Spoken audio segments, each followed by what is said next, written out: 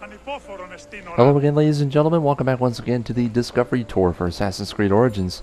Thankfully, we are now on to the 11th tour and the last one here in Attica. Thank heavens. After this one's over, we can finally go somewhere else for once, right around ancient Greece. Alright, so here's tour event number 11 of 30. This one here is another famous city. This one is the Agora of Athens. Time to walk through Athens' most popular meeting place and discover its vibrant markets and monuments.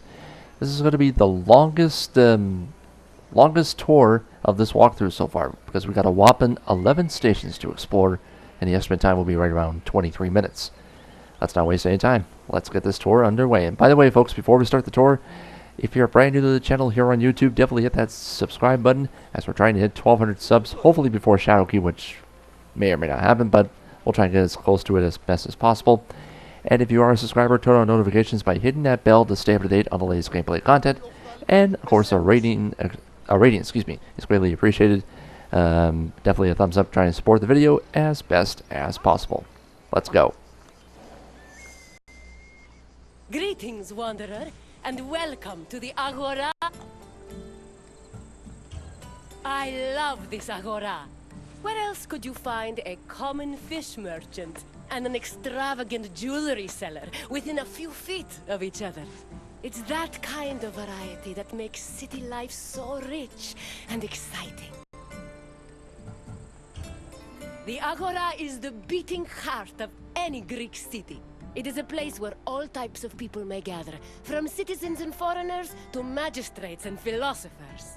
All manner of business is conducted here, including political meetings, legal proceedings, and trade. When you finish exploring, come find me, and we can talk more. See you soon, wanderer.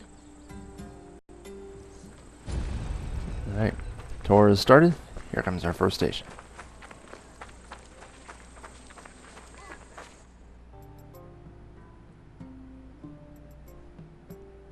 The Agora was the civic center of Athens, but it wasn't only frequented by politicians and city officials.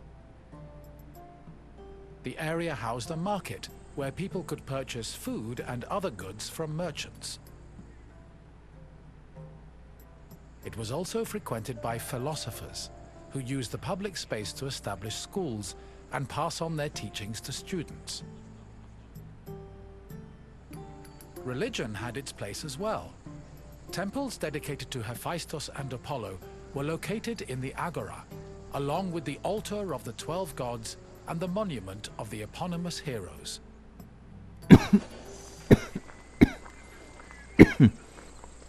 Sorry for that. Got something right in my throat there. Alright, let's learn more about the Agora of Athens here.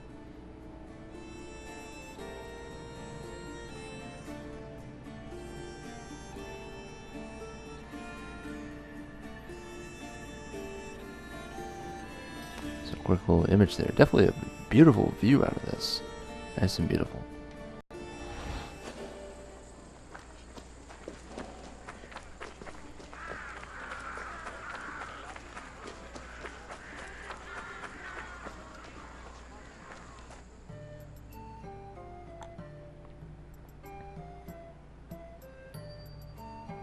The painted stoa, or stoa poikile, derived its name from the panel paintings on its wall. The paintings were created in the 5th century BCE by famous artists like Polygnotus and depicted Greek military victories like the Battle of Marathon. The stoa served as a public meeting place for citizens, but it was especially popular with philosophers who used the space to pass on their teachings. In 301 BCE, the philosopher Zeno of Kition chose the Stoa Poikile as the location for his school of philosophy, the appropriately dubbed Stoicism.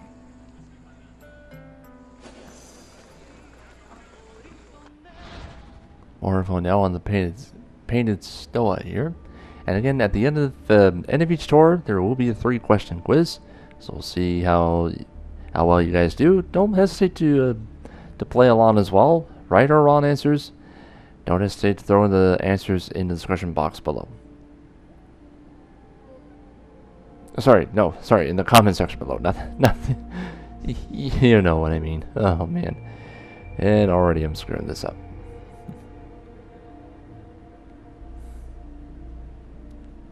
Okay, quickly add the text, show the image, and now we move on to station number 3.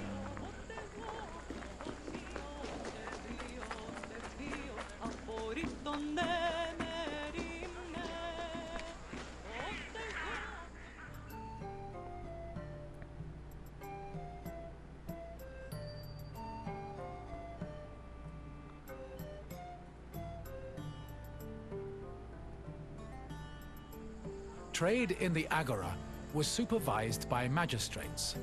There were 5 agoranomoi, who kept order in the market, controlled the quality of goods, and collected market dues. This provided revenue to the city and helped pay the magistrates and those in charge of maintaining order. The market benefited everyone. Customers bought what they needed, merchants made their living, and city officials received the money they needed to keep the wheels of democracy turning.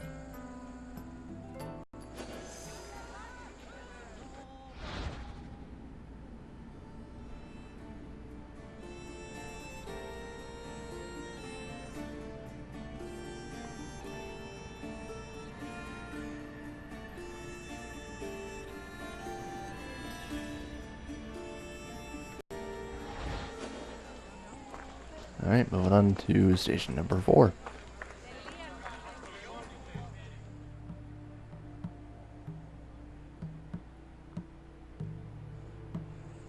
The original Temple of Apollo Patrous was built around 535 BCE by Pisistratos, but was destroyed by the Persians during their invasion a few decades later.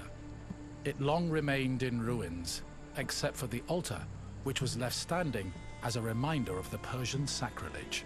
Eventually, a new temple was built in the 4th century BCE.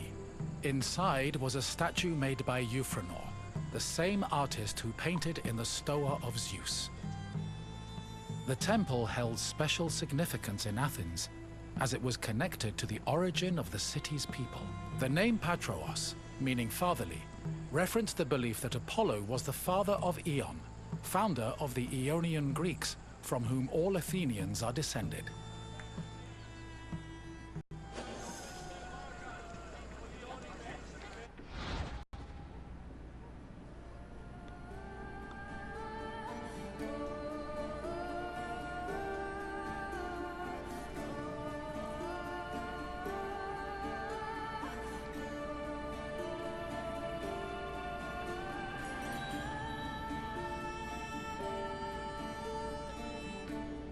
Alright, and now we're moving on. Almost halfway there, folks.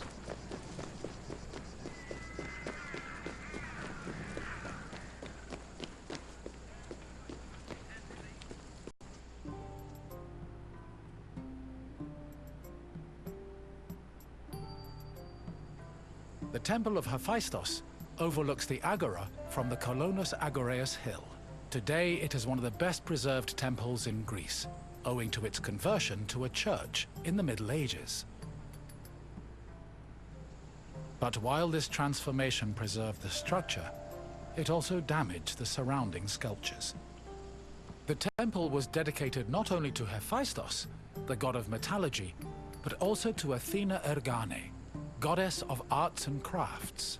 Nearly every part of the Hephaestion was lavishly decorated with depictions of famous mythological events, like the labors of Theseus. The Theseus scenes gave the temple the nickname Thesion, a name that lives on today as a city district in Athens.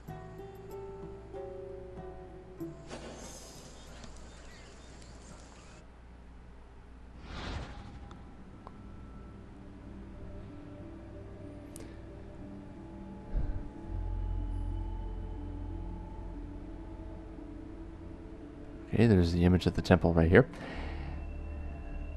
Now, also, folks, I'll be recording all the discovery sites as well, just so that way we can get the discovery tours done as quickly as possible.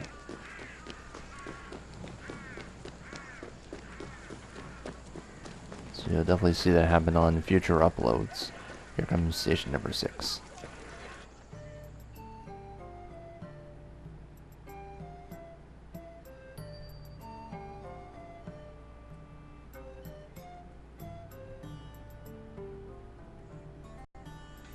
The Boulaterion was another building in the Agora that contributed to the democratic process. It housed the Athenian Council of Citizens, the Boulé. This council of 500 was composed of 50 members from each Greek tribe, all of whom served a one-year term. They were chosen by lot from among citizens over 30. Every month, one group of 50 was chosen to lead the Boulé's executive committee, the Prytaneis. The Prytaneis met every day of the month and called meetings of the full council in the Boulaterion, where they spent their time discussing bills.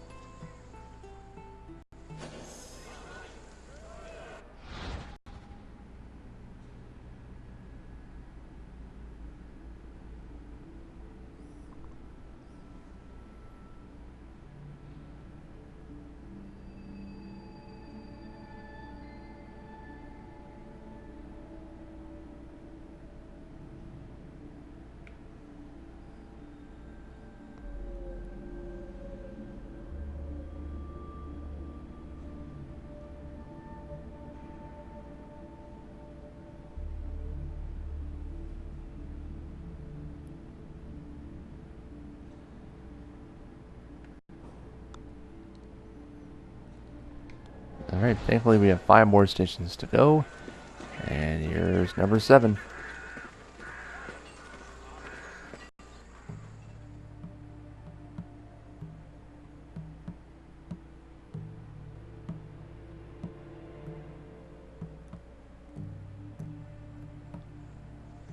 The Prytaneon was one of the most important buildings in the Agora, as it was the headquarters of the Prytaneis. The Prytaneis was the executive committee of the Boulé, who ran the city's daily operations. The Prytaneis dined in the Prytaneon, and 17 of them slept on site to ensure there were always officials available to deal with emergencies. The Prytaneon also housed the official weights and measures of the city. The Fire of Hestia, which provided sacred fire for all public sacrifices, was also located there.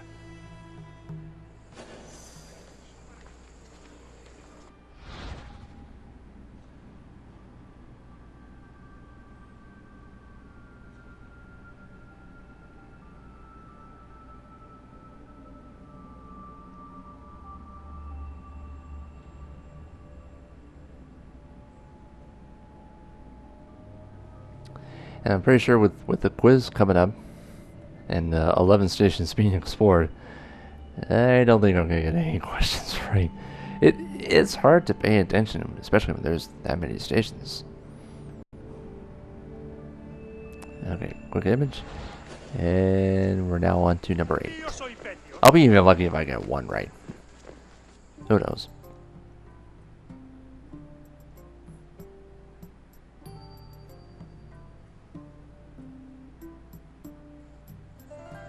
The Heliaia was the most important court in Athens, and was presided over by a group of judges called Heliasts. Judging was a regular part of an Athenian citizen's life, with trials happening almost every day. Heliasts were chosen randomly based on 2 factors. First, that they were on the official list of 6,000 potential Heliasts. Second, that they were present at court on the day of the trial. A stipend of 2 obols was established by Pericles to compensate for the loss of work while on Heliast duty, and also to encourage participation in the judiciary process.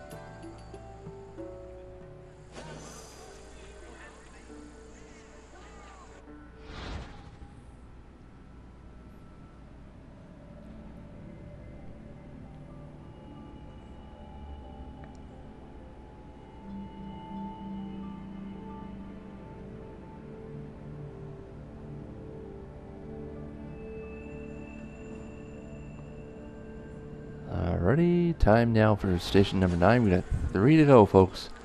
Oh, this very long tour is almost over, and same for Attica too.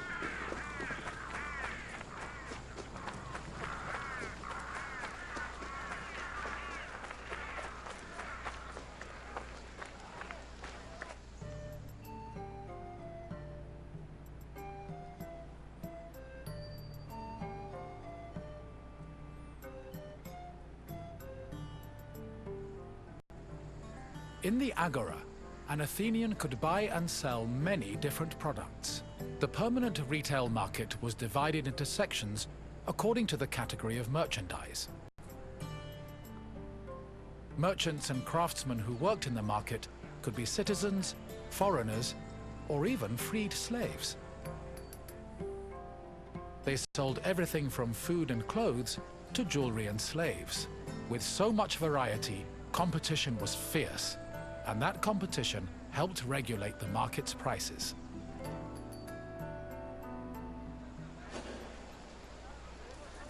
Alright, more information about the market. They got the weights and measures as well there, just to verify the correct results.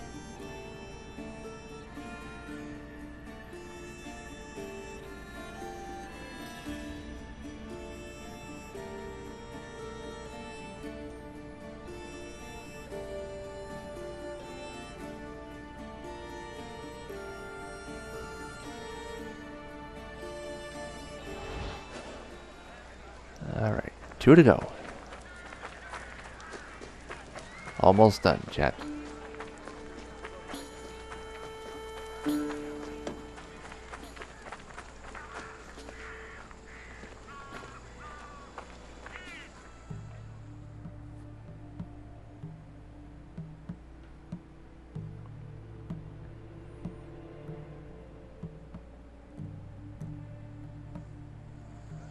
The Heliaio wasn't the only court in Athens. This other court was located next to the South Stoa.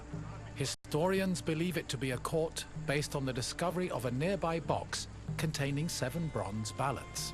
These ballots were used by jurors to give their verdicts.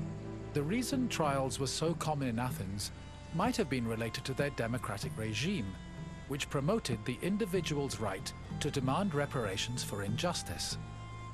However, not all legal matters were settled in this fashion. If a claim was small enough, it was settled individually by a magistrate. Public trials were reserved for more serious offenses, such as murder, theft, and political crimes.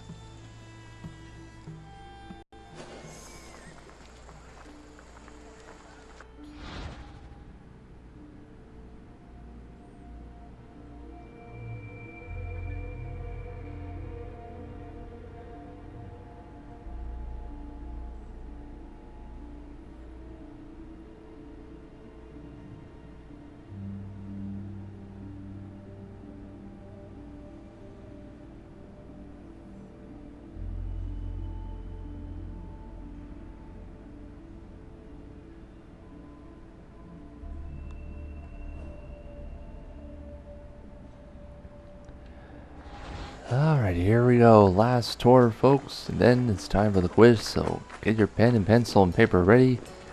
Let's see if you can do better than me and see if you've been paying attention to this 11 station tour.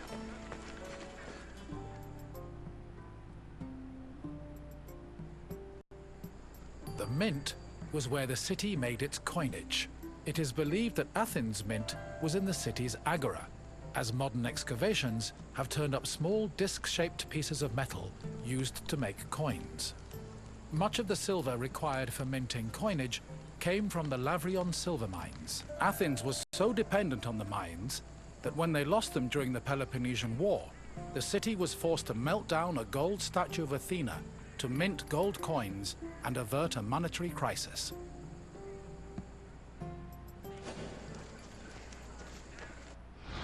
Alright, we'll quickly check out the mint. And then the quiz time.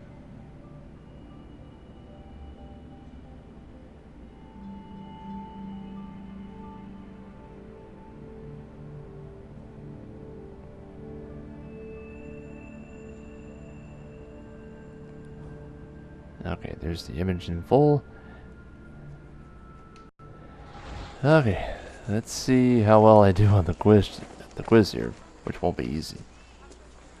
You have now experienced the Agora, following in the footsteps of countless Athenians before. I hope the trip has impressed upon you how important this place was to trade, politics, and law. If you have any questions, don't hesitate to ask.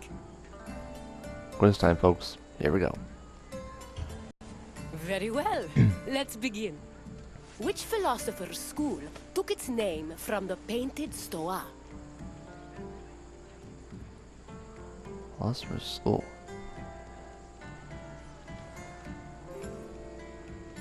It's a shot in the dark. I think this one might make sense.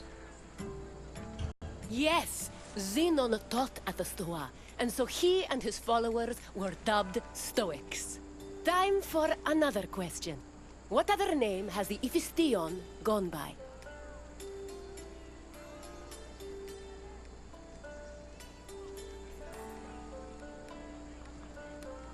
Not the Parthenon, not the... I'm gonna guess this one. The Temple of Hephaestus depicted scenes from the labors of Heracles, but it was never known as the Heraklion. Try again. Okay, I think it's the Theseum. Correct. The name was inspired by the scenes showing the hero Theseus, which decorate the temple. Only one question left. When Athens lost the Lavrion silver mines during the Peloponnesian War, which statue did they melt down to mint new coins?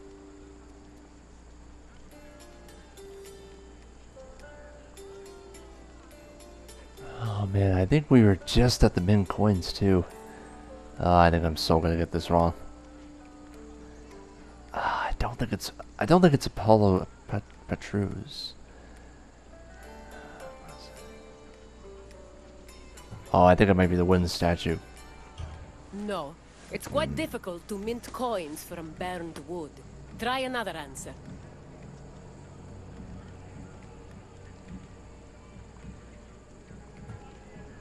Athenians used the monument of eponymous heroes as a notice board, but its statues were not melted for minting material.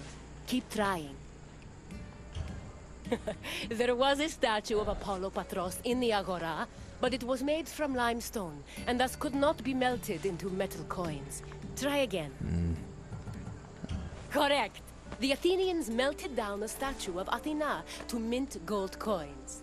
It's clear you are very familiar with the Agora of Athens. I'm impressed.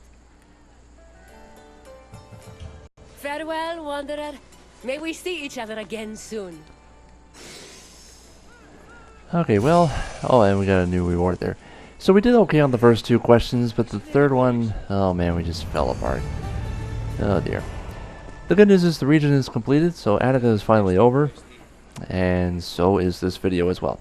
So thank you again for watching, everybody. Catch you guys next time. Take care.